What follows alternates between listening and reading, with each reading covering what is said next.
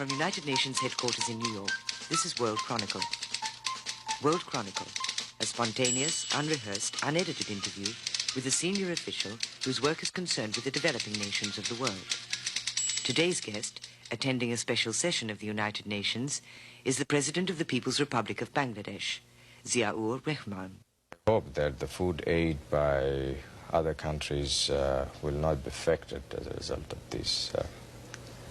This is the time where we need support because we are trying to pick up and stand on our feet, and this is the time that our friendly countries got to come forward and give us a helping hand. In a moment, additional views, opinions and answers to reporters' questions from today's guest on World Chronicle, which is presented by United Nations Radio and Television in cooperation with the UN's Division for Economic and Social Information. Here now is the programme host, news correspondent of the British Broadcasting Corporation, Brian E. Saxton. Hello and welcome back to another edition of World Chronicle. And here at United Nations headquarters in New York today to interview our guest are three news correspondents. Brennan Jones, correspondent for Interpress Service, the Third World News Agency, Peggy Wilkins of the International Staff of the Wall Street Journal, and Prem Shankar Yar, editor, Financial Express, New Delhi. Our guest today, Ziaur Rahman, the President of Bangladesh, was born in 1936. He became a professional soldier at the age of 17 when he joined the army of Pakistan. In 1971, General Ziaur Rahman led the uprising against Pakistan, which resulted in the independence of East Pakistan and the establishment of the People's Republic of Bangladesh. Following the change of government in 1975, Ziaur Rahman was appointed deputy and later became chief martial law administrator of Bangladesh. In 1978, Bangladesh held its first ever presidential election, and Ziaur Rahman was elected to office by defeating his nearest rival by some 11 million votes. President Ziaur, we're delighted to have you on this edition of World Chronicle, and here with our first question for you is Mr. Yar of the Financial Express in New Delhi. Mr. President, the question I have to ask you today concerns your statement this morning to the General Assembly, where, if you'll pardon me using the phrase, you dropped a small bombshell as far as the Group of 77 were concerned. In fact, someone listening to you said that it's rather like the chap who told the king that he had no clothes on. I'm referring, of course, to your suggestion that the OPEC countries should cut the price of oil to the developing countries by 50%. Now, from what I've been seeing, a number of people have this very much on their minds, but the Group of 77 were rather hoping, to keep this within the ECDC, the Economic Cooperation for Developing Countries, and not to air it here. Now, what were your reasons for doing this, and how have you been received? Well, that's for you to judge how I have been received as far as this is concerned. But countries like ours, the least developed countries, are really badly affected as a result of the general inflation all over the world and the rise in oil price.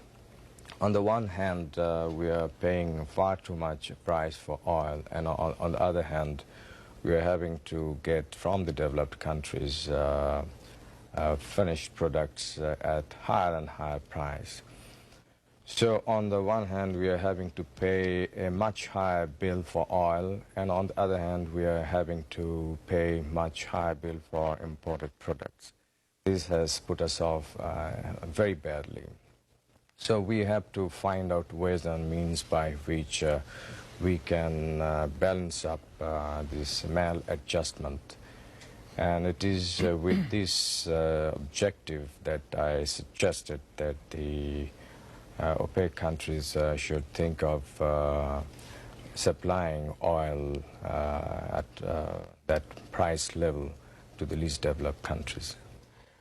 Well, the point is, I think they had rather hoped, if I'm not mistaken, that they would avoid the separation or the isolation of the oil issue or the oil price issue from the other issues of how to recycle in the international liquidity, changes in the representation of various countries on the board of governors of IMF and World Bank, and other issues which are structural in nature. Now, your statement seems to have gone against this trend inside the Group of 77. Would you agree with me on that? I don't think so. These are all interconnected. The price of oil has direct bearing on all other issues related to economy, and especially to the developing and least developed countries. So I think this is right. Peggy. Thank you. Yes. I'd like to ask you about the commodity agreements. Does Bangladesh stand to gain from those? And what do you think of the prospects for coming to some commodity agreements out of the UN session? Would you just clearly say what you would like to know? Okay, the agreements that would stabilize prices of commodities, and I assume that you would benefit through jute, for your jute and for your tea, perhaps other commodities. Can you comment on what the United Nations is about to do in terms of stabilizing commodity prices and how Bangladesh could benefit? Yeah, thank you very much. This is again very important for us, this commodity price agreement, because we find that for our raw products, countries like us are mainly exporting raw material. And for this, unfortunately, we are getting lesser price or not attractive price. So this has decreased our exports in real value. So if an agreement like this is reached through negotiations and understanding, it is going to help countries like ours reasonably well and keep our export balanced, and we can see beforehand and know how much we can earn from our exports. This will help us in planning our production in the country and our export over a period of substantial time. And specifically, your exports that would benefit would be jute, tea? Yes, jute, tea, leather. Leather, yeah. Yeah. What do you think the prospects are for an agreement that will benefit the countries? Well, as I said this morning, it's not an easy thing.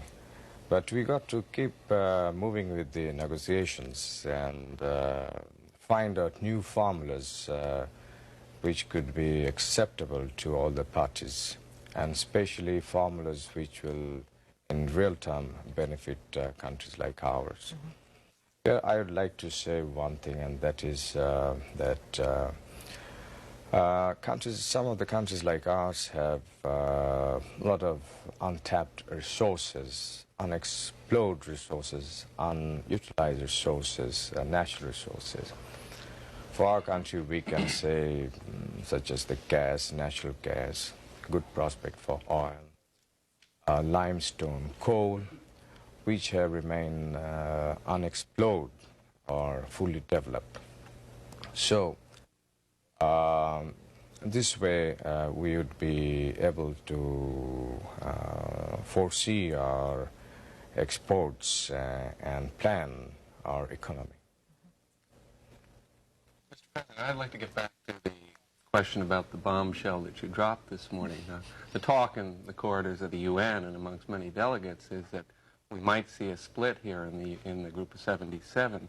Are you thinking of trying to take leadership and forming a least developed country bloc to try and move away, a coalition of some sort to deal specifically with your set of problems? And the other question I'd like to ask is, it was hinted by U.S. Ambassador McHenry what the content of your speech would be and that we should watch it closely. Were you consulting with the U.S. government on this, and was there any kind of deal that was struck? The answer to your first question is that there's nothing like that. This is a thing which have been, I understand, mentioned by others earlier. And we felt that it is better to say it here, and I don't think this has any prospect of splitting the group of 77. And let me tell you, we had no talks with anybody on this count. If anybody said, must have said on their own. But then how did Ambassador McHenry say with great confidence? He said, I don't want to steal the thunder of President Ziaur, who will be talking to you a little later, but you should listen to the speech being given by the President of Bangladesh and what he has to say about the energy question and the price of oil. I'm just quoting him. Well, I think you should ask him to answer this question. He must have good intelligence. I'd like to refer to a very interesting magazine article recently, sir, which described you as being the super salesman from Dhaka, taking the message around the world that Bangladesh has a stable government and is emerging as an attractive trading partner for both East and West. Did you see that? And if you didn't, how would you react to that? Well, I don't know, but during the last 1 or 2 years, I have undertaken trips to really many countries, both in the East and the West. The object, one should have understood that we were colonized for a long period, as a result of which we remain undeveloped, whereas we have tremendous resources. Firstly, the land is so fertile, and in agriculture, our return is so low. As I said a few minutes ago, we have several others, very valuable natural resources which have remained undeveloped, unexplored. For this, we got to talk to people who have the money, who have the technical know-how. And apart from this, being a new country, I had decided to visit as many countries as possible. And I think these visits have really helped us a lot to project Bangladesh in other countries and discuss with those countries' leaders as to how economic cooperation could be built up. And as a result of these visits, our assistance from abroad has increased over the last 2-3 years. And the economy in our country are gradually picking up. May I come to a related question to this one, which is the one of, shall we say, regional cooperation. One of the problems that we all face in common is, in fact, the oil price, if you like, the balance of payments problem. And it seems to me that the best thing what we possibly do is try and, the countries most affected, least developed, most seriously affected, doesn't really matter which, that we should try and buy as much from each other and possibly try for better terms. Now, for instance, all the 4 countries of the subcontinent have an interest in tea, in jute, in leather, and textiles to a large extent. And at the same time, at least one of the countries, which is India, is producing many of the products that you would need, for example, cement or textile machinery, at very, very much lower than world prices. Now, what is anything being done? Are you thinking of something towards regional cooperation, or is it all snagged up on big issues like the Farakka barrage and things like that? You see, you are aware that a few months ago, Bangladesh proposed a forum on the basis of South Asian countries. And this has been well received by the various countries of South Asia region. And the object is that through this forum, we could do many things which will benefit the region as a whole.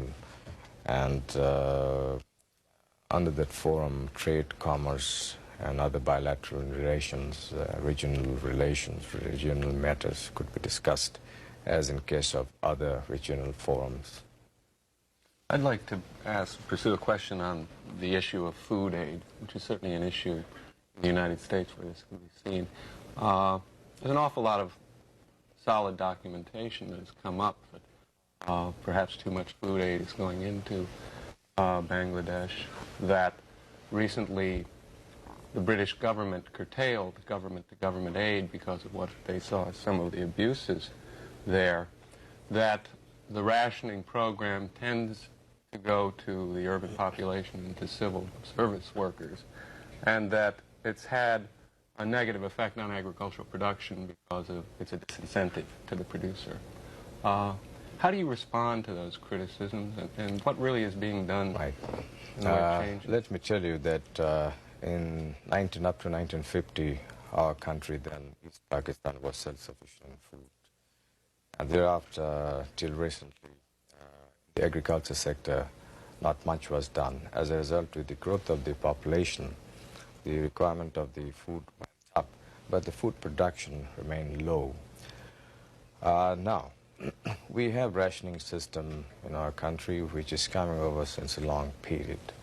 Now, the object of our government is to gradually get rid of this rationing system, which is mainly concentrated in the urban areas, but we are trying to sort of distribute more and more in the rural areas. And lately we have started open market operation, whereby at a certain price we sell out in the markets rice and wheat to keep the market price steady. At the same time, we have undertaken special measures to procure a lot of food grains, and right now we have 1.2 million roughly food stock with the government. We are giving a lot of encouragement to the farmers by price support, and in future we are going to do a lot more. The object is ourselves to become self-sufficient in food so that we don't have to get really food from abroad. It's not a good thing. But realistically, you are going to need additional food aid for the next several years. And what is the impact of the British government curtailment? I'm coming to that point. Let me tell you that we shall be self-sufficient in food earlier than anybody thinks, and we have taken certain measures on that count, and we are beginning to get the results. As far as... When do you expect food self-sufficiency? I think in the next 2-3 years' time, or maybe a little more, maybe a little less, because we have launched a sort of special program on this count, and we have got very good results, and the next 1 year will give very solid indication about it. Our objective is not to become self-sufficient alone, but we are going for doubling food production in the next 5-6 years' time from now. For this, we are mobilizing the people to take to voluntary works for re-excavating the silted up canals and rivers, with a view to doing irrigation, bringing more and more land under irrigation. And in the last winter, we did massive work on this count, and through voluntary means we brought more than 600,000 acres of land under irrigation, virtually at no cost. And next winter, which is our dry season, we are going to undertake 3 times more than this work. That means we will try about 1.5 million acres to be brought additional under irrigation by unconventional method. So this is a great effort that is coming up in our country, and I hope this question will not arise very much in the near future. And do you think the British action will affect well, the U.S. food aid program? Britain has reduced the food aid as compared to before because of certain other reasons also. But I hope that the food aid by other countries will not be affected as a result of this. This is the time where we need support, because we are trying to pick up and stand on our feet, and this is the time that our friendly countries got to come forward and give us a helping hand in a big way. Perhaps on that we move into, I think, into another area which is very much in the news these days, Islamic solidarity. As you know, Bangladesh talks constantly of the need for increased solidarity. So I think we do have to ask you the question, how do you view recent events in Afghanistan and Iran as being a potential threat to that solidarity? Well, the Islamic solidarity is building up, and I hope in the near future we shall be able to overcome these problems through various measures, and I strongly feel that the Islamic solidarity is going to become stronger and stronger in future. But does the present situation in those 2 specific countries right now concern you deeply? It does concern, but I don't think Islamic solidarity as such is affected as a result of these two. May I ask you something on this? The Islamic bomb, the nuclear bomb being so-called constructed in Pakistan, how do you feel about this? I would be rather ambivalent about this. Here's a country that you fought to liberate yourself from a few years ago, and which is building a bomb, which is allegedly an Islamic bomb, and you were most certainly a part of the Islamic group of countries. Well, what would you feel about this? Well, I know as much as you know, and I understand that they're not making any bomb. Well, I hope that's so, sir. You have better information. But this question of Islam, which you know is very high in everybody's minds these days, that Islam is in the throes of some kind of renaissance, some change. And there's been an unusually strong emphasis being placed on Islamic solidarity. We're back to this continuous phrase which keeps making the headlines. Isn't there the danger perhaps that this kind of policy might be regarded as a sort of isolationist policy? From what? From getting away to that old Islamic concept of greater cooperation and contact between nations. I don't think this will affect that.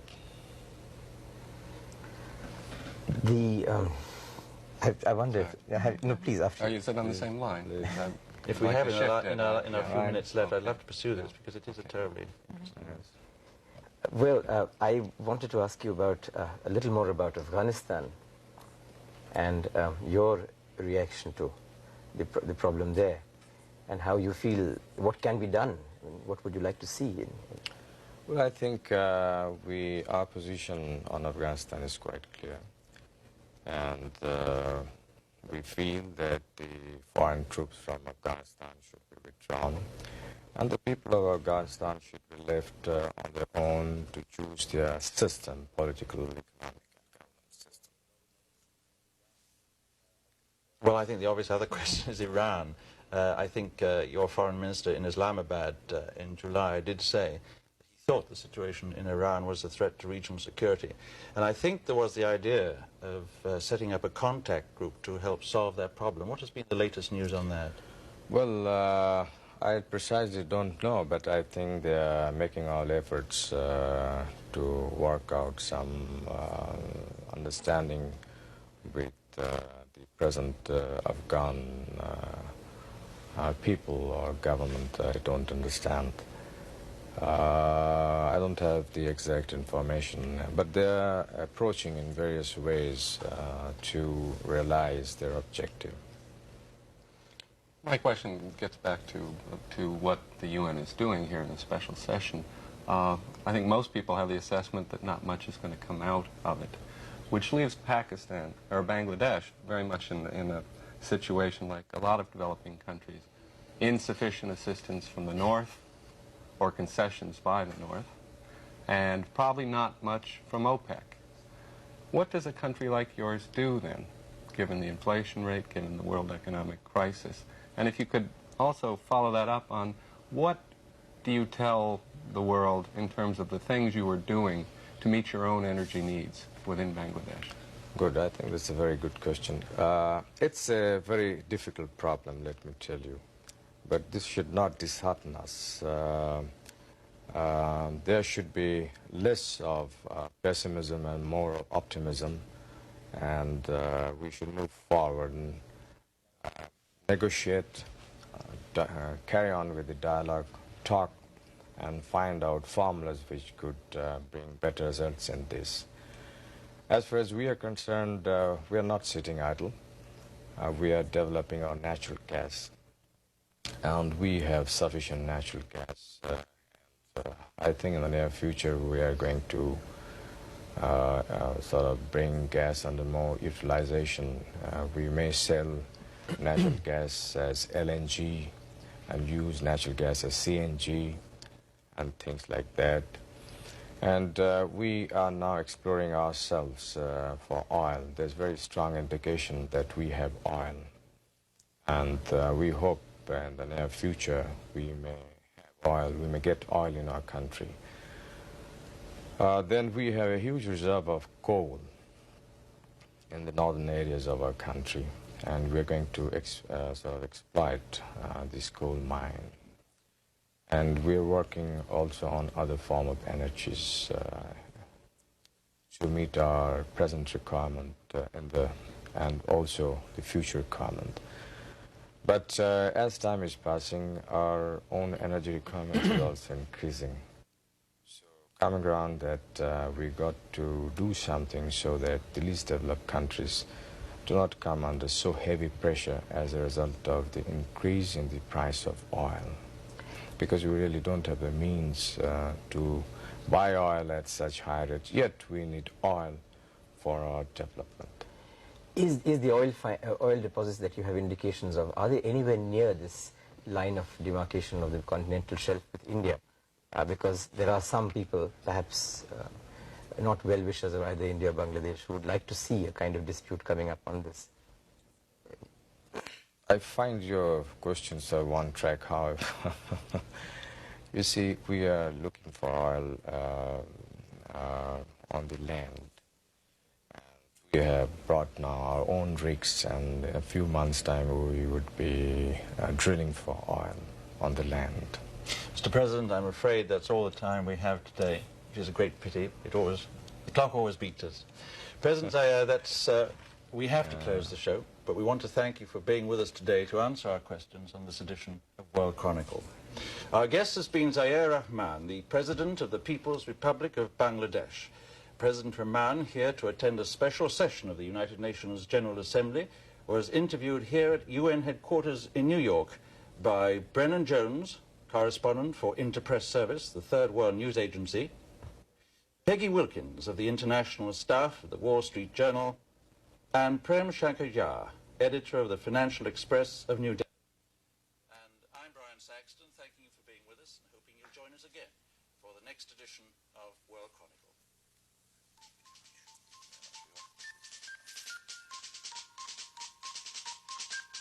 Transcripts of these interviews may be obtained without cost by sending a stamped, self-addressed envelope to World Chronicle, United Nations, New York, New York, 10017.